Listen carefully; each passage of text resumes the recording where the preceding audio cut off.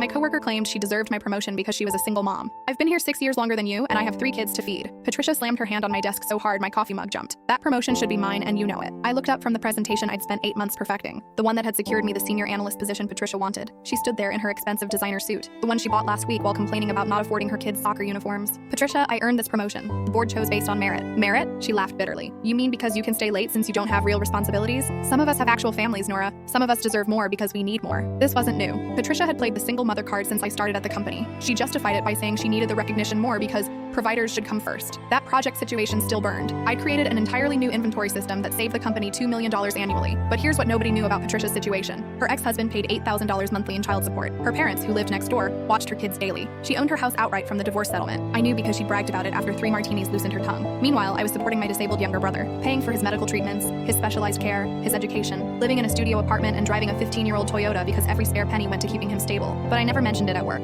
That wasn't anyone's business. You're right, Patricia, I said calmly. You should have gotten the promotion. She blinked, surprised. Well, yes, finally, some sense. In fact, I have a proposition. There's another board presentation next month about the new efficiency protocols. If you present it perfectly, they might reconsider their decision. Her eyes lit up with greed. You'd give me your presentation? Even better. I'll give you my completed project. 5 months of algorithmic work, ready to implement. The board will be impressed enough to create a position just for you. She snatched the USB drive from my hand before I could change my mind. Maybe you're not completely heartless after all. For 3 weeks, Patricia strutted around the office, boasting about her upcoming presentation. She told everyone how she'd been secretly working on something game-changing. The morning of the board meeting, Patricia walked in wearing a new suit. Wish me luck, she announced loudly, though I won't need it. My project is flawless. I smiled. Break a leg. The boardroom had a glass wall so we could all watch. Patricia commanded attention, clicking through the presentation with practiced confidence. The board members leaned forward, clearly intrigued. She explained the revolutionary system with passion, gesticulating dramatically. Then she clicked on the implementation slide. The room went silent. Board members frowned, confused. Patricia's face drained of color as she read what was on screen. The entire system I'd given her was designed specifically for our main competitor's infrastructure. Every line of code, every efficiency metric, every cost-saving measure was calibrated for Morrison Industries, not our company. Worse, it revealed intimate knowledge of our competitor's internal systems.